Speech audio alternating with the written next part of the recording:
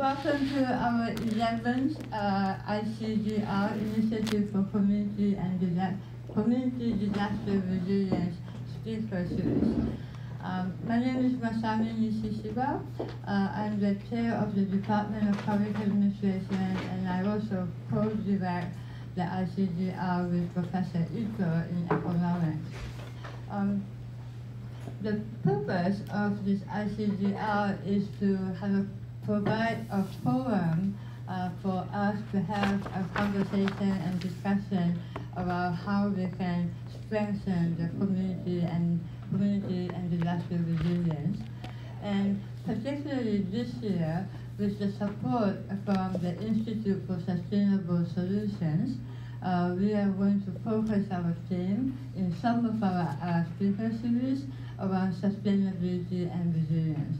And the session today is one of the kick-off that focuses on the intersection between sustainability and resilience. Before we start, I would like to introduce the Dean of our College of Urban and Public Affairs, Dean Percy, to say a few words of welcome. Good afternoon, everyone. I've been doing a lot of recruiting of new faculty this last couple of weeks, most of them coming from outside Portland. And so, you know, these are not our most glorious days, but I've been telling them, welcome to a typical Portland day where we gather all the moisture to create a lush and beautiful spring and summer season. So welcome anyway today, and that more positive note. It's a pleasure to be here. The series of this group have been really amazing with lots of good, interesting conversations related to disaster management and relief. And we had a little scare if you happen to be up in the middle of the night this week. I don't know why. I woke up at 3 o'clock in the morning-ish one night, and I just put on, I don't know, since I'm a news junkie, put on my phone, see what CNN was doing, and they said, at that point, 8.2 earthquake hit Alaska, tsunami warning is out completely. And then they dropped it to 7.9, which, believe it or not, the difference between 7.9 and 8.2 is pretty major. It's kind of hard for me to believe it. But we were actually, the state of Oregon coast was under tsunami warning, watch or warning, I'm not sure what it was, for a while. And then pretty quickly they determined that there was no major impact, no major waves were created. The wave of 1 foot hit the beaches of Alaska, so thankfully we didn't get it. For this one, the wave was the depth of it and the kind of earthquake it is, that we didn't have that. But it reminded me how, what this thing is doing, it reminded me how we are vulnerable. And that could have been a very major event. I stayed up to about 3:30, and then they said they kind of said the warning was off, so I went back to sleep. But it was kind of scary. So it reminds all of us of the importance of thinking about these very important issues of disaster management and resilience. And I'm glad we have this series, wonderful series that lets us explore a lot of those examples. And some of you know, you've seen me here before. I'm always promoting. We're making quite a bit of progress in our new graduate degree in emergency management and community resilience. That will be accompanied by a graduate certificate in disaster management and community resilience. And for any of you who really, if there's anybody here that wants a 3-credit undergraduate course this summer, and who doesn't, right? Because they're wonderful to have. It's 4 credit, actually. We're going to be offering again this summer our NET training program. The city of Portland has a NET neighborhood emergency training program that they normally carry out over 10 weeks, but we found a way to crunch it all into 1 week. And we do it with the city, and at the end of that course you get 4 great credits, lots of fun. You get to shoot a fire extinguisher to put out a real flame, and you get to be certified and to be a neighborhood, to join any neighborhood training, group based on emergency management in any part of the city. So anyway, so thanks for coming today. Thank you for helping us continue to think about these very important natural disaster issues that face us and how we think about that and how we prepare for it, because it's getting to be a growing responsibility for all of us. So thank you for coming. Thank you, Dean Percy. All right, so now I would like to invite Bihn up here. He's one of the panelists. And if you remember, he was also one of the early speakers in this ICDR speaker series. Since then, we asked him to join our team, and so now he is a senior fellow of our Center for Public Service. We have a philosophy that pencils are free. So we give out pencils to whoever works with us. So I will have Dan introduce himself and the wonderful list of panelists we put together for this session. Thank you, Masami, and thank you for the free appointment too.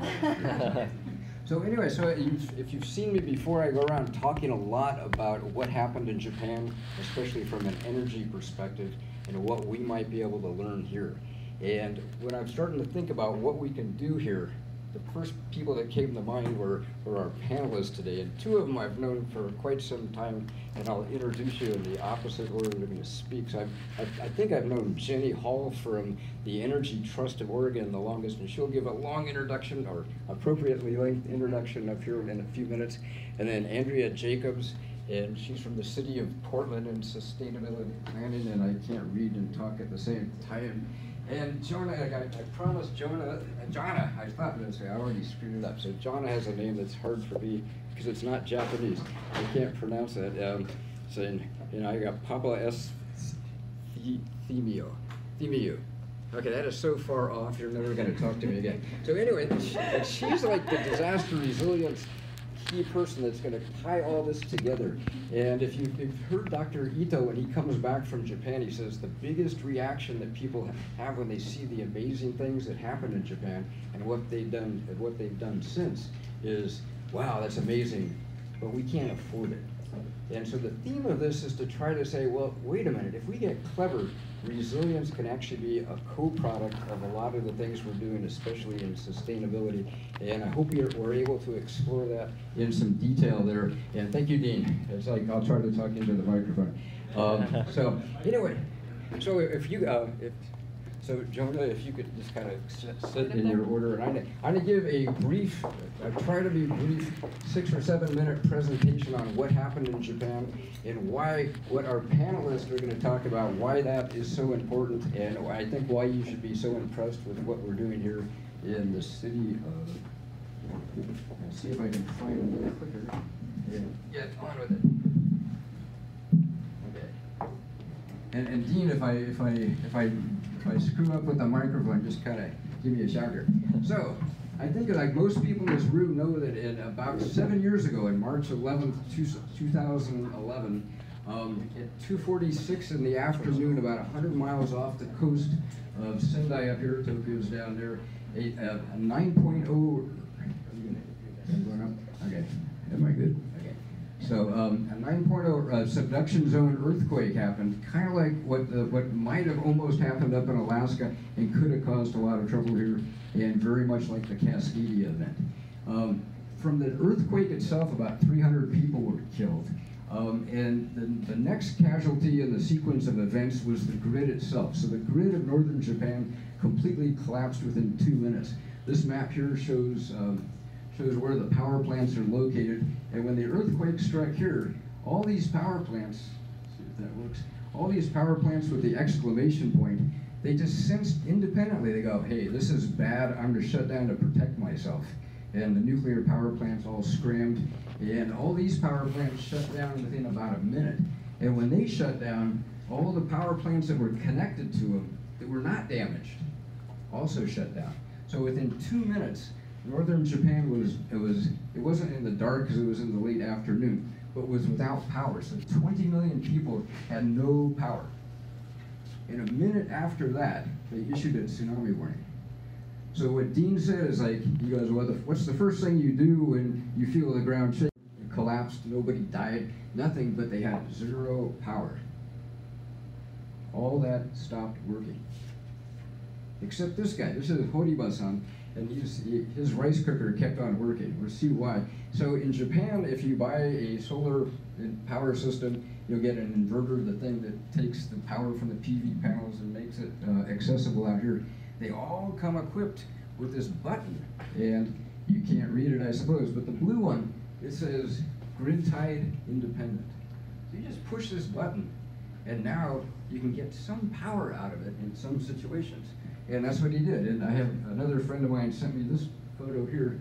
There's a little plug up there that you can actually plug stuff into, during a disaster without a battery. So just like a standard inverter. All Japanese inverters have this built into it. So you plug in your extension cord, and look, you can cool off your hot teddy bear in the middle of the day. I have no idea why they put that in the picture, but hey, it's a cool picture. So they can do that in Japan.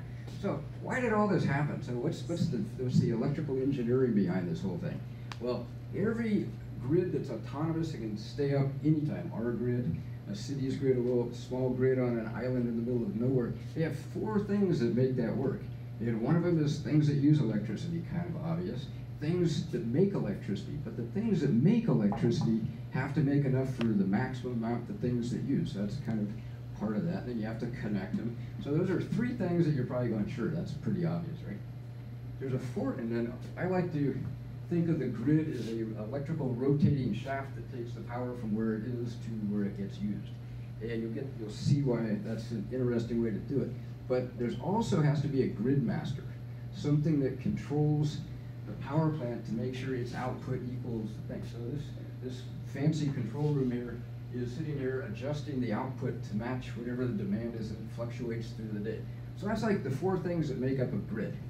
And without those 4 things, you don't have a grid. And so talk a little bit about the grid master.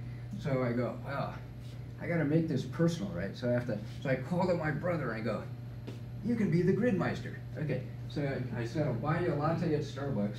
And so I said, okay, you're going to pretend you're like managing this grid. So he's sitting there looking at the speed of the grid, and in northern Japan, that's like 50 hertz.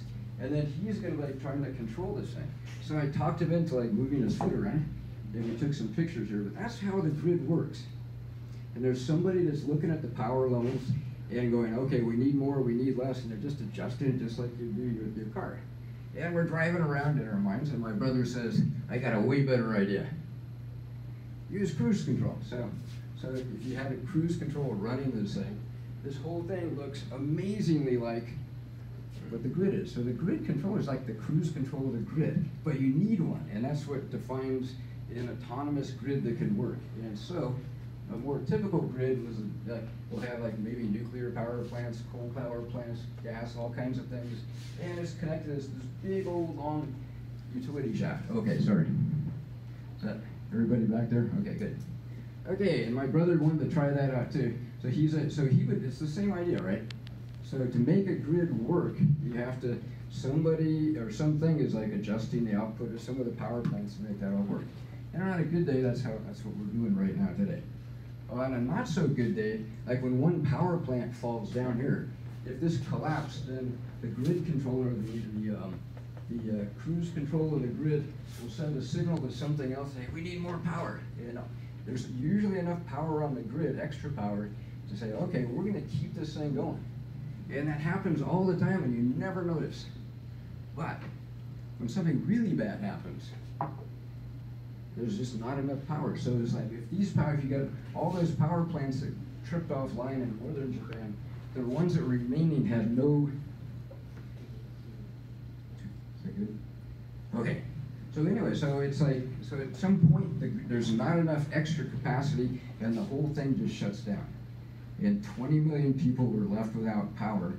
They got a tsunami alert to their cell phones or to their TV, which they didn't get, and some bad things started happening, right? So what was going on up in the town of Kuzumaki, which has solar and all this stuff, and it uses it all down here, they're connected to the grid. And so there you go, okay, when the grid it was connected to crashed, they crashed. So why is that? So basically back to, well, they have the demand for power, so they make a grid. They have enough capacity most of the time if the wind's blowing or the sun's shining and all that, but only on average, and they have ways to connect it all. And what about the grid meister or master? They have none of that, so there's no way of controlling any of these things. If they disconnect from the bigger grid, they can't have Kuzumaki, which makes 160% of their power. It can't do anything. And so the whole thing just collapsed. Because the 4 things that you need to have a grid, they had 2.5 of them. And you're going to see in a few seconds why that's really important. So when the grid went down, it went down, except for Horiba-san's house. And when during a normal, this is his house here, and it's like his solar panels go to an inverter, which converts the solar energy to something that cranks on the grid. And in the daytime, that may crank, the power may leave or it may come in. And at night, when the sun goes down, it's no longer useful, so you're just getting all your power from the grid. But it all works fine most of the time. But when the grid went down, everything went down. Except for, so he was able to push the blue button and plug in his rice cooker. So that's how that works, and it only happens in Japan, basically. So then at nighttime, of course, even though you had a rice cooker and the fancy inverter, there's no sun, and since there's no battery there, that's the best you can do. So no rice for, you have to cook when the sun's shining, or make hay when or whatever that is. So anyway, so what if the inverter, font problems. Anyway, if you replace the inverter with a smart battery inverter system, an energy system, it could, in normal times, just kind of save power up. But in bad times, it could switch from just being part of the grid to being a grid master itself. And now it can go independent and run everything in your house. And you may go, well, I don't want to run everything because I have a small battery perhaps. So you may want to turn a few things off automatically. And Japanese smart homes can do this if you buy them. They're kind of expensive. And at nighttime, you know, the solar doesn't work, but you still have the battery. So this is like this idea of, look, very small scale resilience at a house level that can keep things going. So wouldn't that be nice? So what if we did that here in Portland? So that's what we're here to talk about. So enough of me. Oh, yeah, so thank you for that. And now we're going to start off with Jonna, and she's going to introduce herself and kick off something about that. So that's how a grid fails, why it's important, and why what you're going to hear next is so important. So thank you. You can talk into this. Hi. Thanks. So my name is Jonna Papaefthimiou. I work for the City of Portland at the Bureau of Emergency Management, where I'm the Planning and Community Resilience Manager. If you aren't familiar with your local emergency management agency, we are a city bureau of 21 people. We have a budget of about $3.2 million, and we are responsible for organizing citywide emergency preparedness and emergency response. And our mission is to build a resilient Portland. My team in particular is responsible for disaster response and recovery planning, for citywide business continuity planning, natural hazard mitigation planning, volunteer programs, and community outreach. So today, for my part of the presentation, I'm going to give a very high-level overview of hazards that we plan for in Portland in the energy sector, our strategies to mitigate these risks, and then how those lead to some pretty cool projects with my colleagues here. So, Cascadia subduction zone earthquake. The likelihood of it depends on where you look for a rupture and what magnitude you're looking at, but it's 100% certain that it'll happen eventually. And when we look at the impacts from that, we are much less prepared than Japan. We are also less populous. But for the state of Oregon, we would predict between 1,200 and 10,000 fatalities, and obviously tens of thousands of buildings damaged, tens of thousands of households displaced, and $30+ billion in economic losses. So that's pretty serious.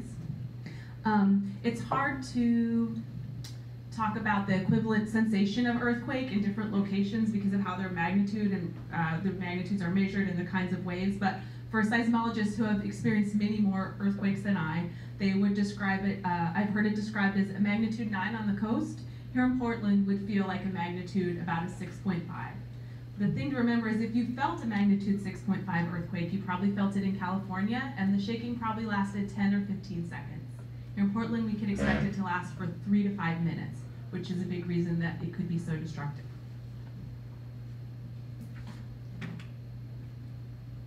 So that's serious. I won't spend a lot more time trying to convince you about the earthquake because I know that the majority of Portlanders already believe in it. Actually, my bureau earlier last year did a statistical survey of Portlanders to understand their attitudes about disaster risk and preparedness, and what we found out is 74% of Portlanders think that we'll have a major disaster, likely an earthquake, in the next 10 years, which from a statistical standpoint is even more likely than we are to have an earthquake in the next 10 years. So we tend to overestimate our risk in that regard. So, if people really believe we're going to have an earthquake, then why aren't more people prepared? That's a question we ask ourselves at the Bureau of Emergency Management. And it seems like part of the answer may be people think that if the situation gets too difficult, that they'll just leave the region. And by get too difficult, I mean that the power might go off for 2 whole weeks. Yeah. So, bad news is it would take much longer than 2 weeks to restore our electrical grid after a CSC earthquake. In fact, the best scenarios say it would take twice that long, but probably 3 months, 4 months, 5 months to get stuff back up. So certainly utilities are concerned about this and are working to address this, but this is a huge and complicated system that would take a lifetime to fully retrofit. So,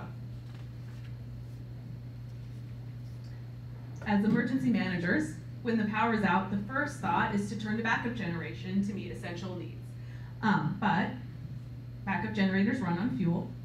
Oregon imports 100% of its fuel. There are no refineries here in the state of Oregon. 90% of our fuel comes on the Olympic pipeline from Washington State. That pipeline was built mostly in 1960, and it was not constructed to any seismic standard because we didn't know we had any seismic risk. About 10% of our fuel comes on tanker ships, and most of them dock here in Linton also. But those docks would be damaged in even a moderate earthquake. So that's where the fuel that we've got is there, but only 3 of those tanks are expected to survive an earthquake because most of them were constructed between the 1940s and the 1990s. Even if more than that survive, there's only a 7-day supply of fuel for the state here in Linton, and retail stations mostly keep on hand a 2 to 3 day supply. So the story I'm telling you is that we're gonna run out of gas really quickly here in Oregon. So, how do we mitigate that risk? Well, we promote household preparedness. We use sort of standard Red Cross messages, get a kit, make a plan. We in the city of Portland are also working to retrofit critical systems. So shout out to the Portland Water Bureau. They spent over $1 million on seismic studies to understand the risks for their critical infrastructure, and they've integrated that into a resilience plan that they're putting real capital dollars so that they can get the water system back online quickly. The Bureau of Environmental Services that does sewer and stormwater realizes that pretty quickly after the tap starts working, the sewer has to start working too, and they're building on the work of the Water Bureau to design their own resiliency plan right now. So that's good news. And also in terms of critical city facilities, I can tell you now they do all have generators. Police stations, fire safety stations, the city's emergency coordination center, they've all got stuff installed there so the lights will stay on after an earthquake. But this isn't a complete solution, obviously, and something that was very sobering for me to hear recently as I talked to firefighters from the city of Portland that deployed to Puerto Rico to do hurricane response there, paramedics working in hospitals, is that they saw about 30% of the hospital generators failed in the first few days after an earthquake because they didn't use them very often, they had maintenance issues they didn't know about, they didn't have any mechanics on site that could fix them, so when they went out, they just conked out. And they could wait a month for someone to come and fix it. So the backup generation, even if you had a secure fuel supply, was not a reliable way of supplying power to critical facilities. So that brings us to resilience. In terms of resilience strategies that our Bureau is pursuing, an important one for us is to focus primarily on neighborhoods and block level preparedness rather at the household level or at trying to undertake huge projects that save the whole city at once. And this emphasis in this sort of neighborhood level resilience is really borne out by evidence from other disasters. First of all, the statistic we cite all the time is that 95% of the people who are rescued in a natural disaster, the people who are actually plucked from the floodwaters or dug out from the rubble, are rescued by their neighbors or other bystanders. They're not helped by professional responders. There just aren't enough of them. Another research that comes out of the recovery after the Japan earthquake in 2011 says that actually community networks and social capital in the long term is the greatest indicator of a successful long-term recovery. When people are connected to institutions in their community and to one another, that's what helps you come back way more than having a lot of bottled water and granola bars and a bucket to use for your bathroom. So we take that to heart, and we put a lot of our resources towards that type of work. Our teams, our neighborhood emergency teams, NET teams, Like the ones we were talking about at the beginning, they're organized by neighborhoods, and they're encouraged to do outreach in their own sphere of influence and to connect with neighborhood institutions like schools and fire stations. Another example of this type of local resilience planning is our Bihn program. That's Basic Earthquake Emergency Communication Nodes. Our Bureau has pre-positioned 50 caches of emergency supplies across the city. So there's one within walking distance about almost every house in Portland. And we encourage Portlanders to make a plan to walk to their beacon after an earthquake, to check in, get information about what resources are available, and to do self-help with their neighbors. We also recognize that disasters always disproportionately affect historically underserved communities. And so in our work we do in terms of outreach and where we think about positioning super beacons with more resources, we always look to communities that have historically been underserved.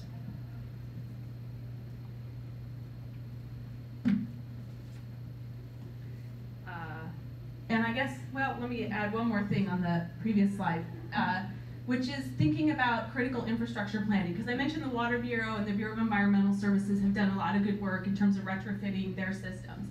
But as we get farther along in that work, what we also realize is that there are tremendous interdependencies in our infrastructure systems. I mean, like the water that comes out of the tap having to go down the pipe at the other end, and the sewer system is an obvious one. But also our transportation system, failures in underground pipe systems can quickly destroy roads. And similarly, if our transportation system doesn't come back online, how will workers from water, BES get to critical sites to put the system back together or get the resources that they need to do the work?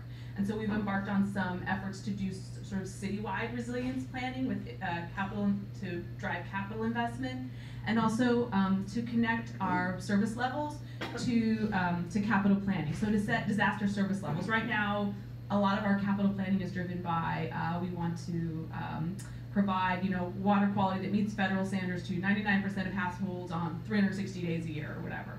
And so we'd say, let's set a standard for what we want to achieve after a disaster, and then work collectively to achieve it. So I feel like that's moving us forward in that realm. Then, also out of this, a lot of this capital work comes our Natural Hazard Mitigation Plan, which is a citywide plan adopted in 2016. And I think 3 strategies that are called out in the plan that really speak to all our work around resilience, to focusing at the neighborhood level, to focusing on underserved communities, to recognizing interdependencies, and to having partnerships between city systems and the private sector, are these: to plan for solar and battery storage systems, to encourage demonstration projects, and to focus the projects in low-income neighborhoods. So I'm excited about that work, and I'm going to pass it to Andrea to talk about it more. Thank you. Do I have to go change my thing? Someone do that for me? Oh, can this change the presentation? No.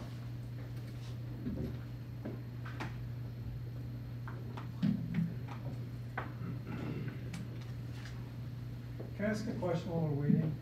Sure. I hate to be bold, but I have to leave. So my name is Tom Nelson. I'm a faculty member in public administration and the director of our graduate certificate in energy policy and management.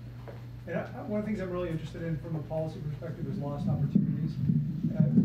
In Southern California, they spent $350 million on turf retrofits and didn't install any green infrastructure that I can tell at all. And so to me, it seems, in talking to practitioners, energy practitioners here, there's a lot of solar being installed. There's no requirements for inverters that you can disconnect from the grid. There's a lot of talk about community solar. The community solar projects that I've seen have nothing to do, have no battery or storage component. What kind of political will is there at the city to require this, right? Instead of having a plan and a promotion and title it to say any inverter that's put on city property has to be able to disconnect from the grid, or if you're going to get state money from community solar, then there has to be a storage or some microgrid element to it. Sorry for the long question. Well, others can chime in, but one of the issues that we have is in Oregon, the local jurisdictions don't control the building and energy codes. So that is handled at the state level. And the reason that we go to the plan, promote, and fund and do things the way we do is because we don't have the authority to require those things. Sure. And with Energy Trust of Oregon, we manage the incentive for solar projects and Pacific Power and Portland General Electric territory. Increasingly, we are seeing investment in solar plus battery storage, and there are inverters that do have the same capabilities as those inverters in Japan. driving the conversation to those products is partially about the pull of the market, and then also the push of policy or programs like ours. And increasingly, we're finding ways to educate customers and contractors to lead them to that. We're also intending to pilot solar plus battery storage adder incentive later this year. So that conversation's happening. Thanks. Let's see if anyone wants to switch the mic so we can pass it around whenever there's a question. Hi everyone, I'm Andrea Jacob. I'm with the City of Portland also, but I'm with a different bureau. I'm with the Bureau of Planning and Sustainability. I'm an energy program manager, so I've been working on energy efficiency for my whole career, solar at the city level since 2006. Over the last year and a half, my work has really entered into this nexus of resilience and sustainability. I first heard about the Cascadia subduction zone earthquake probably in 2013. I had a first grader at Saman Elementary School across the river. I worked just up the street. And as I started to learn about this, I started to get incredibly upset about the fact that I might not be able to get home for 5 days. I would not know the outcome of what happened to my child. He happened to go to elementary school in a building that will most likely not do very well. It's not unreinforced masonry, which is our biggest problem, but it's like the next worst thing. So I started to have real concern about this, and the only thing that we can do, because we can't control this, is to prepare ourselves at our household level, as Jonna said, our neighborhoods, our blocks, and in our school community. So my entry into this conversation was really on a personal level first. And then somewhere in like late 2015 or early 2016, maybe it was somewhere in 2016, I don't remember, early, but Jeni called me, because we've been working together on solar stuff for a while, and said, have you thought much about batteries? And I said, you know, not really. I mean, we thought about it a couple years ago, but that was just so cost prohibitive, it just sort of fell off the radar. And then she brought it to my attention that, we are, in a different market now, and the costs are coming down. It's probably worth another look.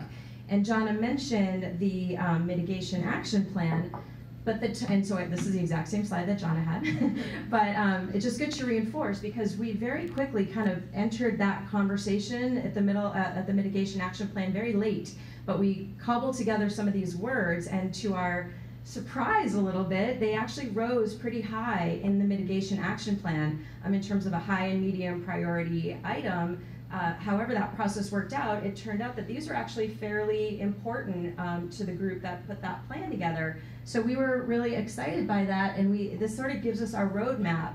But then we were like, okay, we have this plan, but my bureau is tagged with sort of the implementation of it, because PBEM is a small bureau. They can't possibly do all the things that are in the mitigation action plan. It's up to the bureaus to work collaboratively. And I didn't really have this in my work plan. It just sort of came together. So then we said, okay, let's actually start doing something around this. So what is that going to look like? And with these fine folks here, we started to convene a group of mostly public sector agencies, and also including the electric utilities. We called ourselves originally the Resilient Power Work Group, which doesn't totally roll off the tongue. But our charter was to basically, and we spent the first few months of our life together figuring out what is our charter, what is the reason for us being together. So we had Pacific Power, Portland General Electric, Energy Trust, sort of representing the energy and utility side, emergency management, sustainability, Multnomah County Office of Sustainability, and who else am I missing? I think that's it originally. So we said, okay, our specific space around here is this intersection of climate, sustainability, preparation, mitigation, and resilience. And so we came up with this charter to support public sector efforts to improve the resilience of Portland's neighborhoods and critical facilities with solar plus battery storage. So the solar plus storage is really, solar is the sustainability side, storage is the resilience side, and we started thinking about how would we deploy these at a neighborhood scale. What does it look like to actually have a resilient power system at a neighborhood scale? In Portland, our way of planning, our way of thinking about long-range planning and growth and development is in what we call 20-minute neighborhoods, or a walkable neighborhood, that within 20-minute walk you should be able to get all of your basic needs met. So why not have a resilient power system at basically a commercial scale? I mean, individual households should do this too, but our focus was more on what are those areas in each neighborhood that would serve as a gathering spot or as a trusted place where people would go post-disaster to gather that might need power that was renewable and resilient. So that's how the Resilient Power Work Group came together.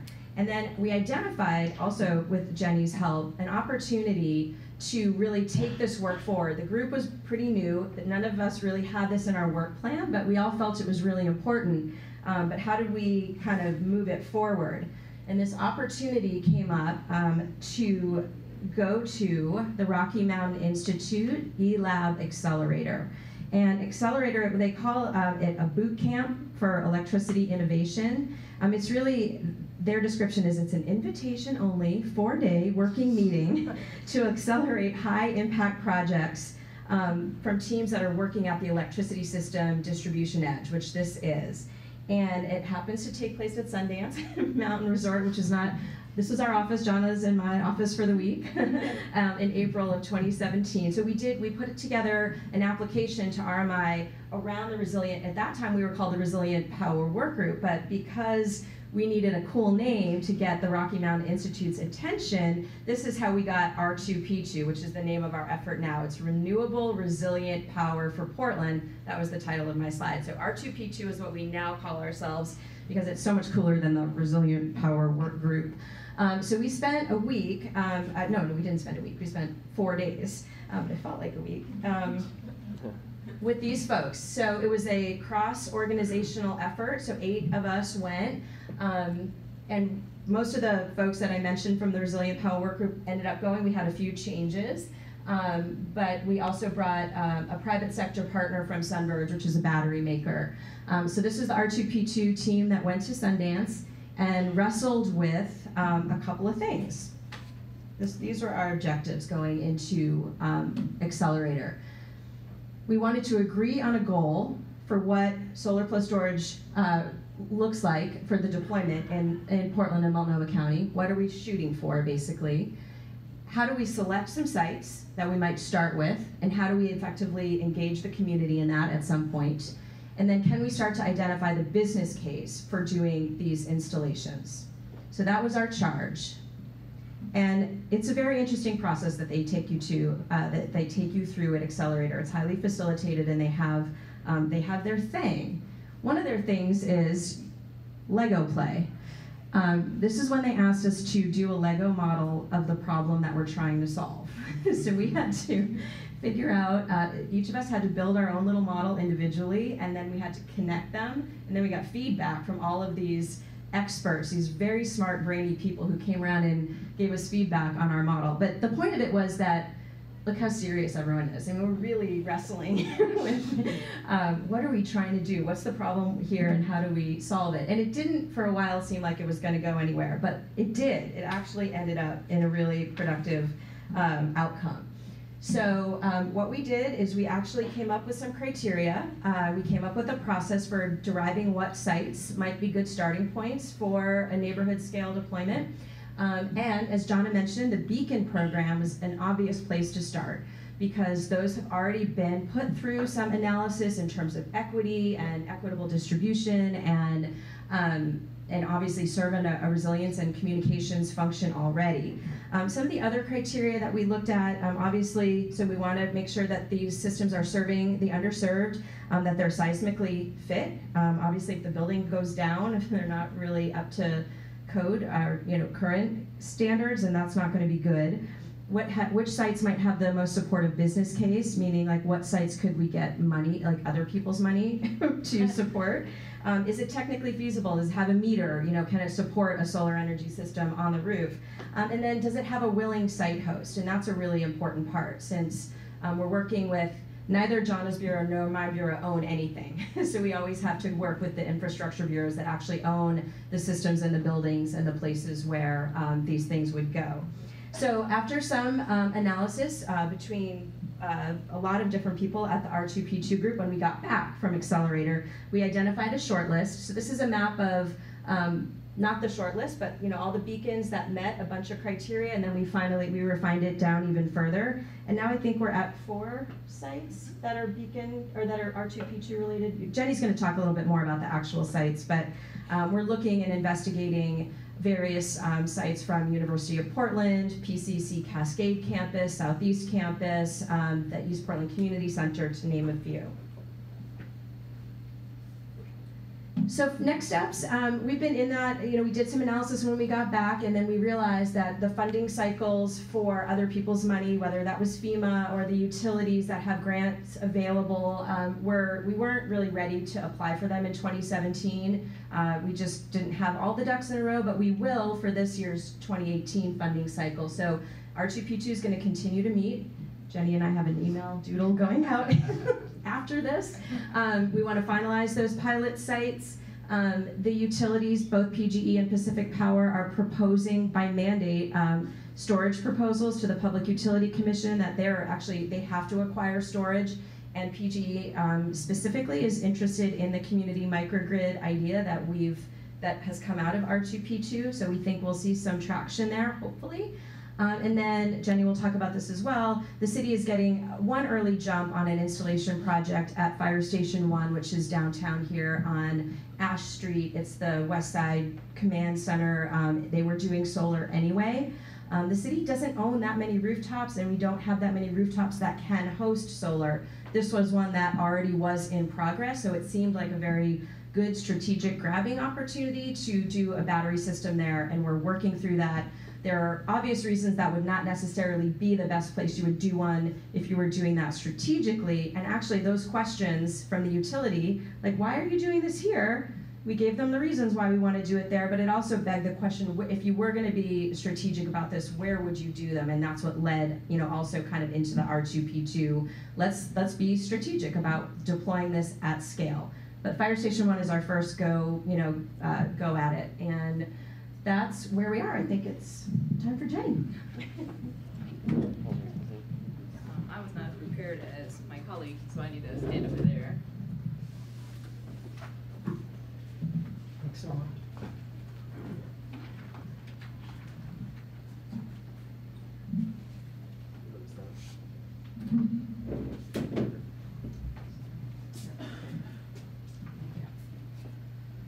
Hi, everybody.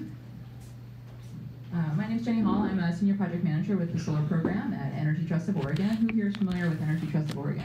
Show of hands. All right, pretty good, pretty good. We are an independent nonprofit. We provide incentives to decrease the upfront cost of energy efficiency and solar and other renewable technologies for the customers of investor-owned utilities around the state. So we do a lot of work with the city of Portland. And it's been really fun. Increasingly, I get to do a lot of work like this, getting to find out about the possibility of new technology and trying to bring that into kind of the stable of offerings that we have. I'm going to talk to you a little bit about, first of all, just solar and what working in solar means. There are seasons. And then talk a little bit about the technology. I can definitely touch on some of the projects, and then I think it probably is most interesting to be able to have a conversation, so I'll try and get out of the way for that. So solar plus battery storage, one of the key pieces of that project is the solar generation, and the solar is one of the ways in which the funding for that project comes. So we hear about, as Dan has brought up before, how do you bring in the various value streams that make these projects possible? So solar, there are incentives that are available for solar systems in Oregon. There's tax credits, there's state incentives, there's grants that are available. The kind of overlay of those different policies impacting these projects is just something always to keep in mind. Solar policy is forever changing, and if you listen to the headlines, I'm sure you've heard most about policies changing just this week. So the solar industry is transitional. You have to definitely keep up with the latest news. It's always something to keep in mind when funding these projects. battery storage. So solar paired with battery storage, as Dan pointed out, solar systems, when the grid goes down, are by design required to disconnect from the grid and stop producing power. That's a safety feature that's baked into the inverter when it's manufactured. That's to protect linemen when they come out to bring the grid back up. Now, battery storage paired with solar is not a new thing, despite what Elon Musk tells you in his press releases. He did not invent this. Solar paired with battery storage has been around for a long time. It was a lot less attractive then. It looked a lot more like a box full of batteries in your garage, but it functioned the same way. So when the grid goes down, that advanced inverter that's attached to that battery system creates a grid. Like Dan said, there's kind of 4 components that make up that grid, and when you're talking about a microgrid, that's just a fancy way of saying small grid. And that microgrid can be your home. If your home has all of those 4 components because it has a battery storage system on it, that solar plus battery storage system, the advanced inverter, is creating the grid for you. And it's managing the battery, it's managing the solar. If you have a generator, it's managing that generator as well. And it's helping to balance the loads. Solar plus battery storage looks a lot sleeker now, and we're talking about advanced battery storage. So the capabilities of both batteries, lithium-ion batteries particularly, so the increase in adoption of EVs has increased the production of lithium-ion batteries and has decreased the cost. And that, coupled with the increasing capability of power electronics, has made battery storage so much more capable than it would have been even just a few years ago. So these systems have the ability to do some home energy management. They have the ability to not only provide you power when the grid is down, but also to do some basic bill management and potentially to provide services to the utility grid itself. They come in a variety of different sizes, so from a small system that you would see on your home to power some portion of your home's load, to something that would be powering all entire fire stations, entire hospitals. Solar plus battery storage powers whole islands. As I'm sure you have all heard, Elon Musk has this little company called Tesla. They do a lot of different things now, and solar and battery storage is increasingly a significant part of their business model. The Tesla Powerwall, the Powerwall 2, is an all-inclusive advanced battery storage system. In addition to that battery backup during an outage, as I mentioned, there's an opportunity to provide other services to both the customer and to the grid. At the most basic level, if you think about a typical home, you wake up in the morning, your heater comes on, you get ready for your day, you're making your coffee, you're getting ready to go, and then when you leave, all of that energy use goes down. And that's when, well, depending on which latitude you're at, here increasingly the sun comes up after I leave for work in the morning. The sun comes up and your solar system begins producing at its peak, but you're at the office. No one's home using that power. So your home has a lull during the day, and during the day you're backfeeding the grid. And then when you come home at the end of the day, your usage goes up again, you turn on the TV, you make your dinner, and your solar system turns off for the day.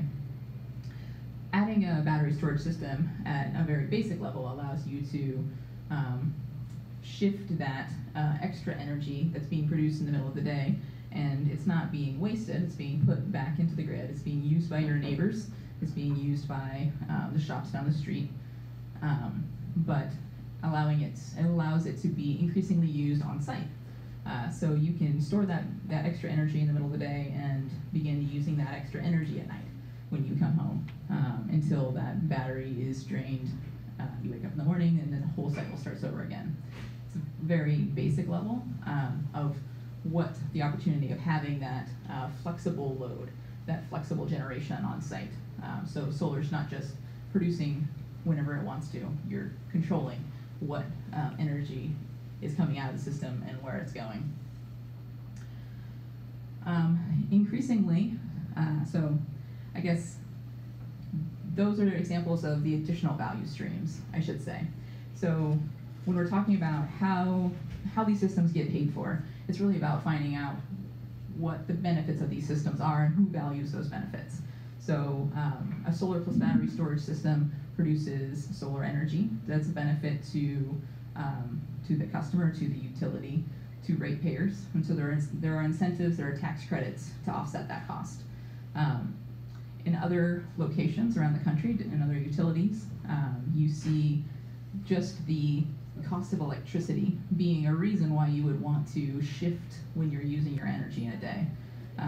In Oregon, we don't have those large swings in time of use rates, but that can be an opportunity.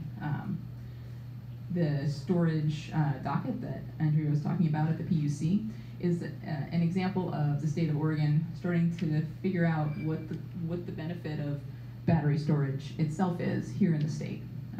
And the assumption is that there is value, and now it's a matter of sharpening pencils and figuring out what it is and where it is, and trying to align those benefits with customers' interest in battery storage.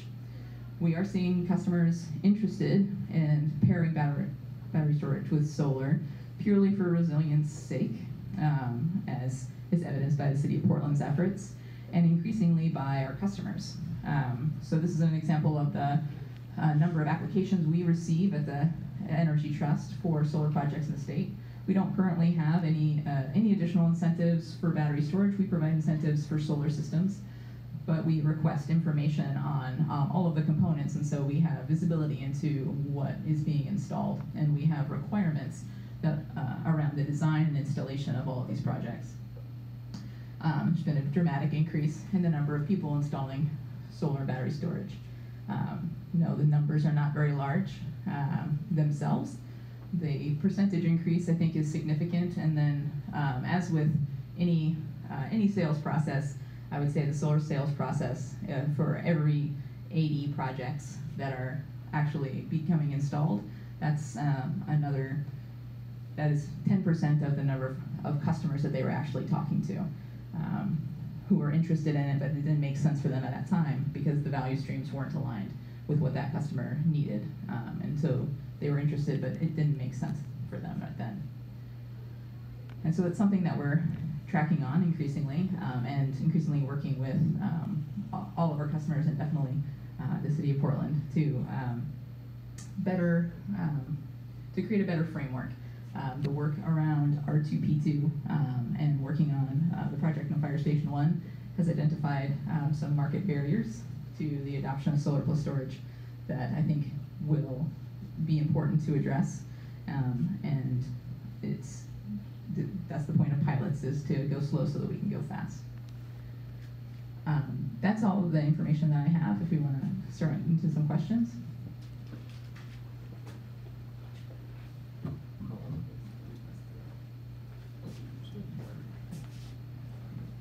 We have a question in the back. So, wait, we have a microphone for you. hang on a second. So I think it's easier for a lot of us to visualize putting in a full solar system on the roof of your house.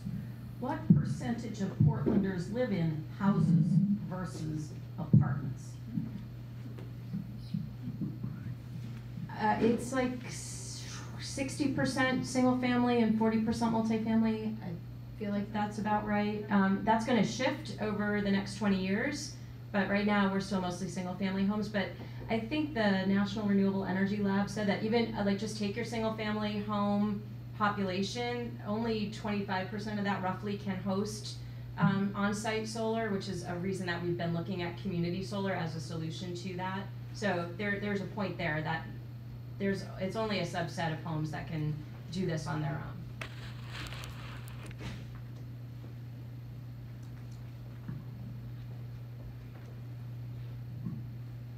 I'm curious, what size are these demonstration projects? Do you ever get much bigger than a home? And during the demonstration, what are you hoping to prove or learn? What do you think think might come out of these demonstration projects? So I guess, for example, the Fire Station 1 project, that'll be a 30 kilowatt solar system paired with a 60 kilowatt hour battery bank as it's designed right now. So I guess for reference, the average residential system size is 6 kilowatts. So that is a small commercial size project. And many of the projects that the City of Portland is thinking of would be in that kind of fire station size, community center size range, that small to mid-size commercial size. Was there another part of that question? What are we hoping to learn? Yes.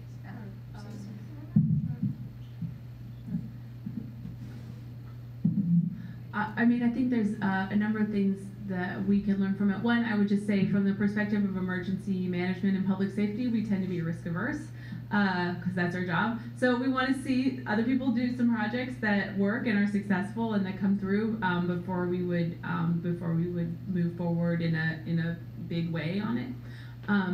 Also, just in particular in terms of our the projects that we're doing at the Bihn sites right now.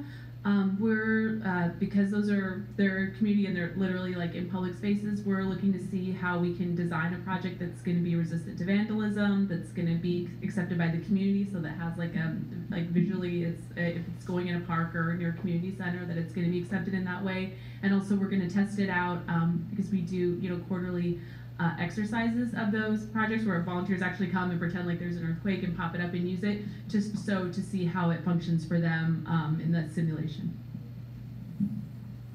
And I would just add to that, I mean, this is a policy direction that's already been adopted. It's in the mitigation action plan, so I don't feel like we need to prove that we need to do this, that it's important. I think what we need to learn is how to scale it and how to go faster. And so we're learning a lot on the technical side.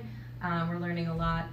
The Portland Fire and Rescue is actually very interested in this because they think that they can train first responders and other firefighters in other places. Their first reaction to this was when they heard about a battery, they were kind of freaked out by that. They're like, don't those blow up? Is that like a safety issue for them? And the fact that they got over that hurdle could help other folks get over that hurdle. So I think it's about learning how to take what's turning into like a 2-year process to install Fire Station 1 to shorten that into maybe a 6-month process, and then figuring out the money side. That's what I want to learn. Who's going to pay for this? Right now it's not scalable, and we need to get to that. So I have a question, I think geared towards the speaker from PBEM, Jonna. Obviously it's very important to invest and innovate in the hard infrastructure, but the statistic that you mentioned about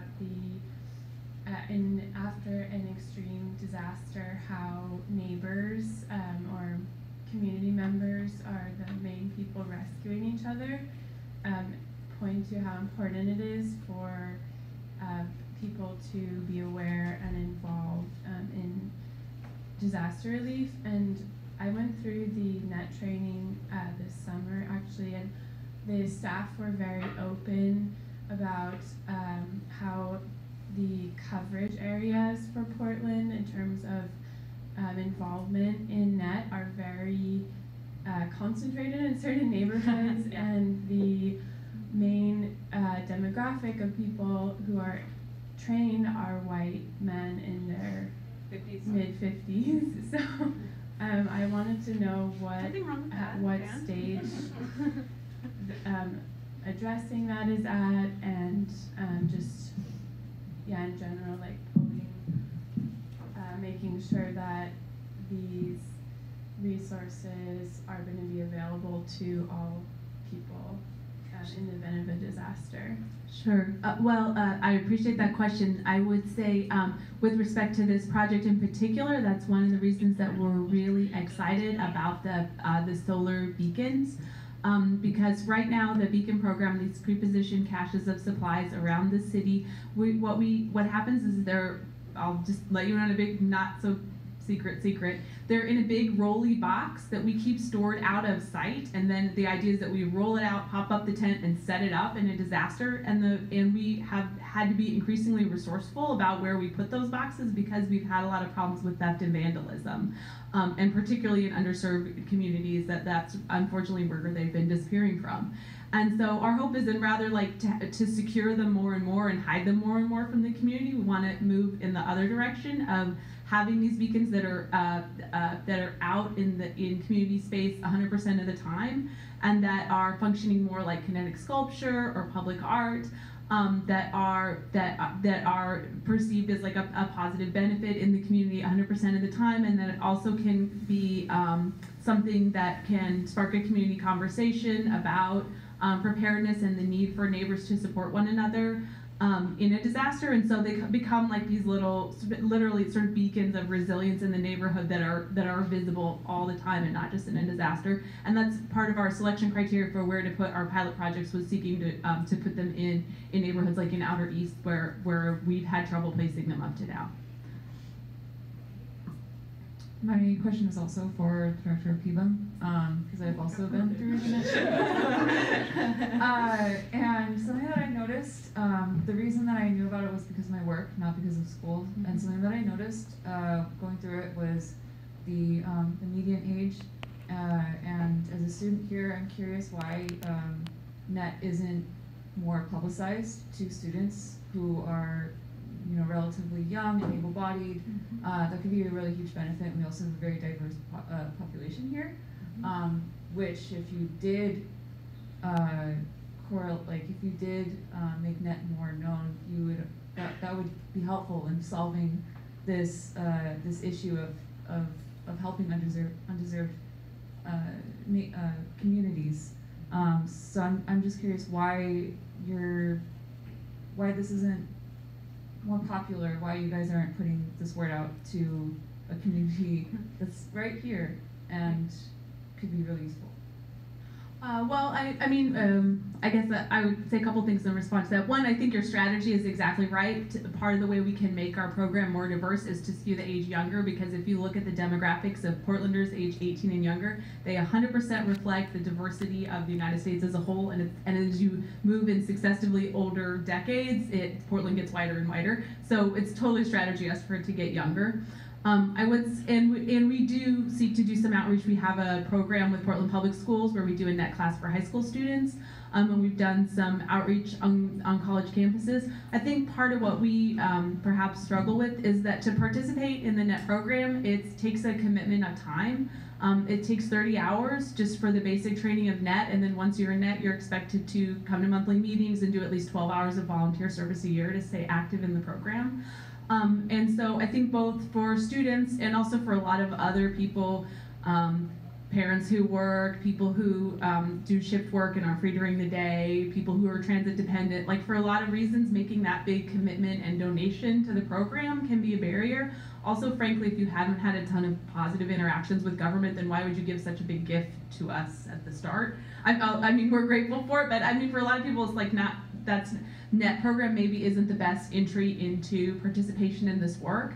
And that's why right now we're looking to, that's why programs like the Beacon program that puts us out in neighborhoods for just to learn and try it out without making a commitment, I think makes sense. We're also right now moving forward with the program that is a sort of low barrier to entry, like it's called Map Your Neighborhood, although I think part of the problem is we need to rename it, but anyway, that encourages people to get together with their community of affinity. So it could be their neighbors, but it could be their church or whatever cultural group, to walk through some preparedness steps together. And in terms of how that could connect to this work, there may be reasons why eventually we see solar on every roof and everyone having their own battery, but from our standpoint, if we can get some of those in every neighborhood, and that person who has that house is whatever community that they're connected to, that their friends, their neighbors, the people from their church, their groups know of that person and see them as a resource in a disaster, then that tremendously builds resilience in the community.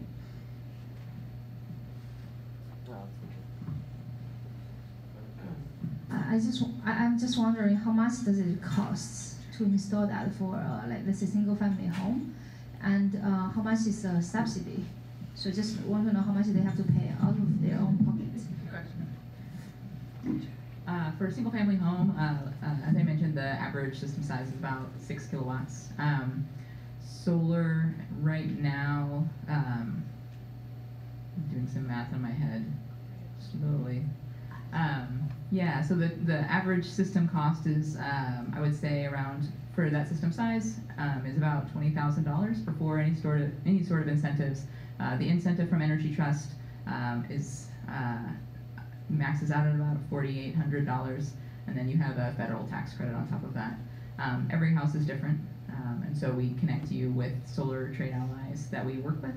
And the easiest way to get that information, if you are interested in solar or solar plus battery storage, is to go to our website, energytrust.org/solarbid, and we can connect you with 2 or 3 contractors and give you a custom quote for free.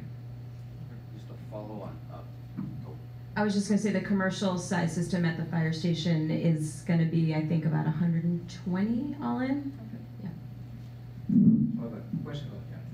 So a follow-up question. So how much extra would be to get some resilience and storage? And what are you seeing? Is there any subsidies from other sources besides you folks, which you know?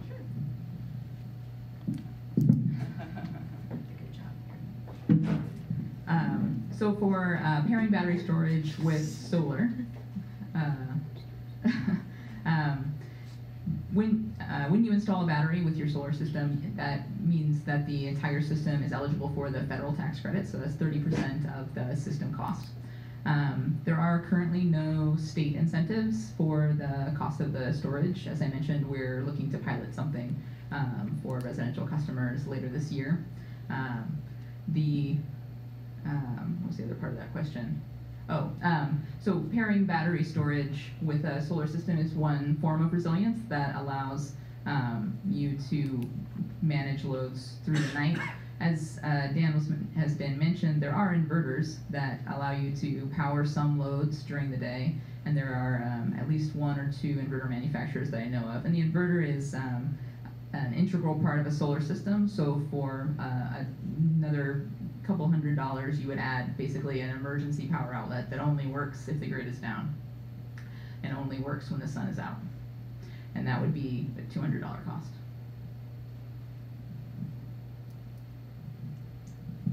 Hi, I'm wondering if you can talk a little bit more about some of the issues around who pays, particularly as you're looking at in Portland at least, like a small community-based model. What kind of work, if any, have you done around talking to small businesses? I think there's definitely a lot of stakeholders in this, including the utility companies, but might there be an opportunity with kind of that neighborhood approach of looking at small businesses as part of that solution for paying? Thanks.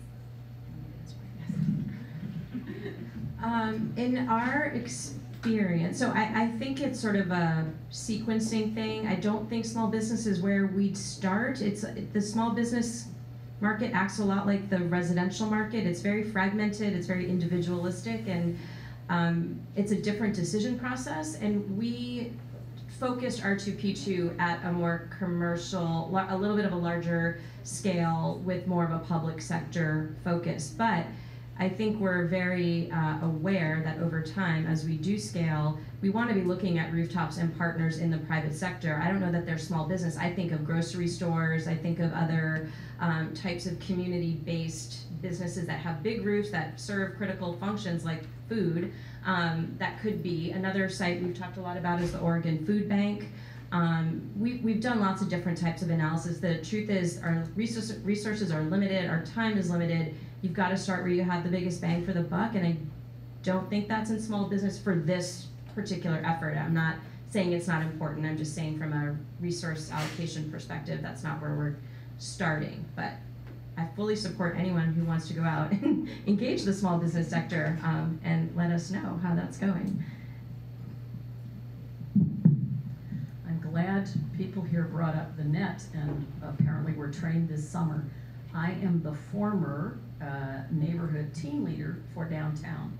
We are having our next meeting February 6th at 2004 Northwest Marshall. Someone said the average age is 50. The people who seem to have time to come to our meeting are retired, and not to cast slurs on people in my age set, but many of us do not have the endurance or strength that will be needed in an emergency. We would really like to have students come to our downtown neighborhood net meeting. Thank you. Thank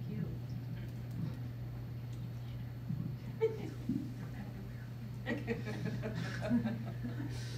Just thinking about sustainability along with resilience, does it make sense to do solar, any kind of solar, if you haven't retrofitted your house or retrofitted something? I mean, that.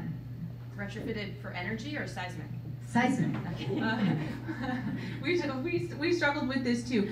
Yeah, I don't think it makes, I mean, there's reasons that it might make sense to do solar for sunny days when it's not an earthquake, and you could get a lot of benefit from it from now and whenever the earthquake happens. If your house is not retrofitted to collapse prevention, the solar infrastructure is not going to serve you after an earthquake because your solar panels will be lying on the ground. But it is true that you don't have to have done you don't have to have a structure that's at immediate occupancy, levels of retrofit for it to make sense to do some solar. And we've talked about when you do solar, often you put in sort of critical, or when you do backup generation, you put in critical loads paths, so you don't power every outlet and everything in the house with your backup generation. So you could, for instance, do a solar installation that comes down to a couple outlets that will be powered in an emergency, and you could even plan to run some extension cords and use them in a tent in your yard, or to have one room that is an add-on that's newer that's going to function, and that's your fallback position. So you can do it in different ways. You don't have to retrofit your whole house to a high standard for it to make sense. But if it's a pile of sticks, no.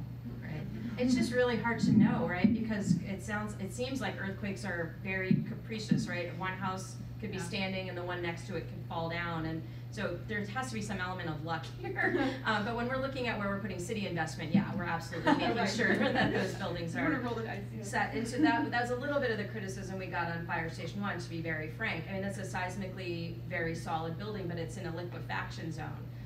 So I think the building, I like to joke, like the building may go down, I mean, it may float down the river in one whole piece, it'll still be intact, but it may not be attached to the land anymore. So, yeah, we have problems, and there's no perfect solution, but you gotta get out there and start doing stuff and trying it.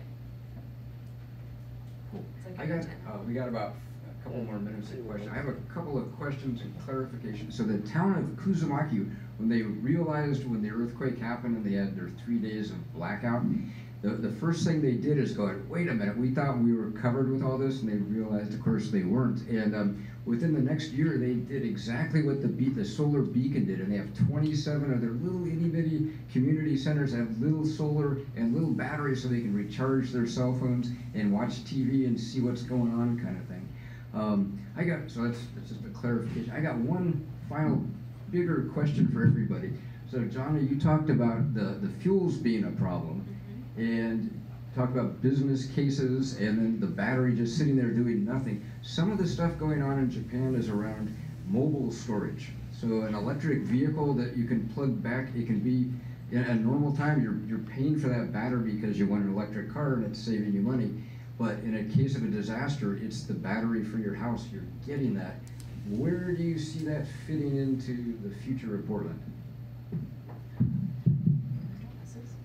Yeah, I totally see that fitting into the future of Portland, and I'm not probably the person who knows the most about it, but my understanding is TriMet is exploring that in terms of some of their bus fleet that are electric, being able to be basically big mobile, not a generator, but a big mobile battery that they could drive around and use that to power things.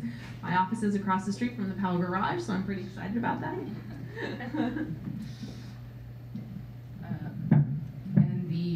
So EV to grid, that is being able to use a battery in that sort of a way. I think it comes down to whether the rating that the auto manufacturer has for it. So when you're using your battery, you're cycling it, you're decreasing the life of that battery. Your battery only has so many cycles in it. And car batteries are designed to be used in the way that they are. They're designed to power a car. I think maybe Nissan is starting to pilot some vehicles in this space where you could actually be, drawing from the battery to power your home. But I think that the limitations there are usually the manufacturers and the warranty. For this sort of a resilience scenario, it certainly seems like buses or something like that make the most sense. A large battery that you can put into a neighborhood, that is probably the starting place. Finally. Well, okay, we've covered the end of this amazing panel. I've learned so much, and thank you all for being here. So let's give our panelists a big round of applause. Well, thank you. And thank you very much for being very engaged in the conversation. The last announcement in front of you, I think you can see a couple of flyers. So as the ICDR, we take a group of students to Japan to learn from the Japanese earthquake experience and also now in the recovery phase. So we are planning to take another group this coming spring or summer almost, and we will be doing some informational sessions for this trip. And so the dates are February 7, 8, and 15. And so if you're interested, or if you think you might be interested, please feel free to come by and sort of we can provide you with more information. And we will be continuing on with this ICDR speaker series. We don't have a flyer for the next event, but the next one is coming up in March. We have the person from Japanese Garden. As you know, some of the things came through the Pacific Ocean to Oregon coast, and the person at the Japanese Garden actually took some of those shrine teas back to Japan, and he witnessed some of the community reaction to it. So we asked him to speak. And we have another lineup of the topic that is more focused on sustainability and resilience. So we'll send you an information. We have also a sign-up sheet in front of you. We would like to know who was here and also be able to reach out to you with more information. And so, for example, if you want us to send out when the NAT training is, we can also if you send us the information, we can send that to the students. So please do so. All right. So with that, thank you so much, and hope to see you at the next event.